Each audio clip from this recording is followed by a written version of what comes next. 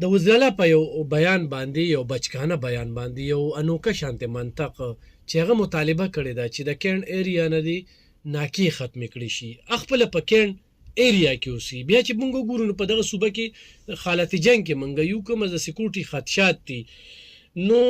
د کین او دی به آیا مطالبه کوي یو کنه چیف ایگزیکټیو اډر جاری کړي نو څه دې ته څنګه ګورې د دې بیانونو ته زه هم چې دونه بې وسه دی خو بس استعفا ورکړه کنه قوم ته بیا ولې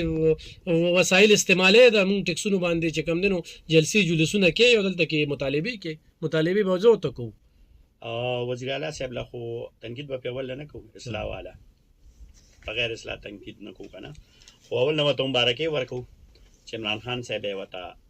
پړیلو کا بار سره کنه هغه ورځ محسن نقوی صاحب راغلو ګونیر ته هغه نه پاس دا قصه ټیک شو کنه بلکې ډیر مخکم ټیک کې د غوځي مواره چانه غشتري وزیر اعلی صاحب چیف ایگزیکټیو دی کاغه نه غواړي کنه نو ناممکن څنګه چې طوفان صاحب ویل چیرې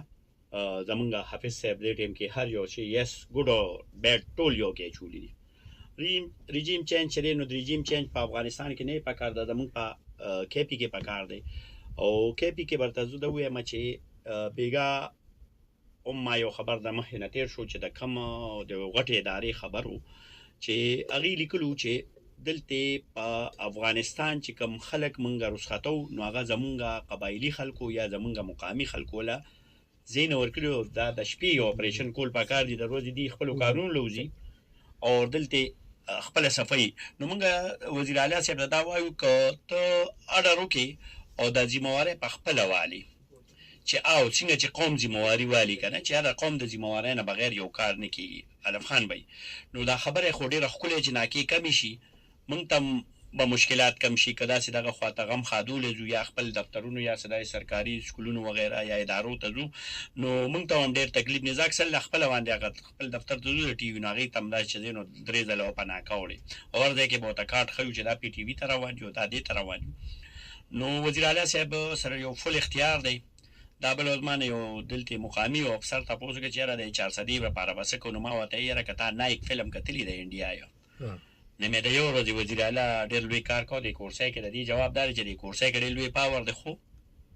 چې په استعمال سو پیږي او اوس خو خوشاله خبره د مبارکي باندې ورکړل چې دیتا زمونږ ټول د 14 کال صرف په درنو کې تیر شو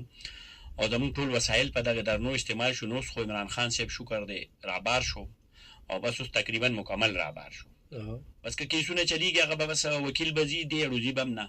او نو وزیر اعلی صاحب زینوس پنګ وایو چې دا 2 کال پاتې یا کال پاتې نو چې څنګه افغانستان کې رژیم چینج شونه دا دلته پکار دی چې دی په صوبه کې یو خپل ایگزیکټیو پاور استعمال کی او